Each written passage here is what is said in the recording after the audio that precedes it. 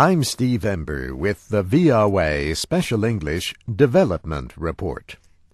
A new report estimates that 8 million children each year are born with serious disorders caused, at least partly, by their genes. That is about 6% of all births worldwide. The report is from the March of Dimes organization. Researchers found that about 95% of births with serious defects happen in the developing world. They say Sudan, Saudi Arabia, and Benin have the highest rates of birth defects. Others with the 10 highest rates include Burkina Faso, the Palestinian territories, the United Arab Emirates, and Tajikistan. And they include Iraq, Kuwait, and Afghanistan. The study links high birth defect rates in developing countries to poor health care and nutrition. The researchers also note higher than average rates of marriage among blood relatives and of older women having babies. The most common genetic defects include heart disorders, Down syndrome, and incorrectly formed backbones and brains. They also include disorders of the red blood cells, such as sickle cell disease and thalassemia.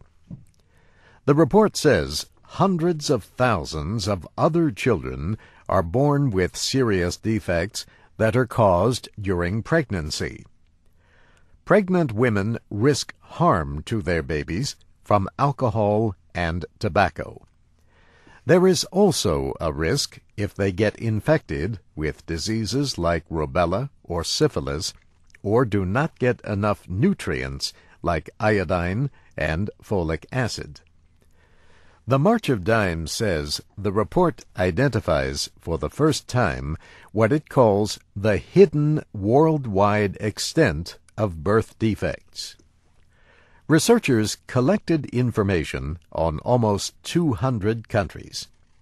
They found that every year more than 3 million children under the age of 5 die from birth defects.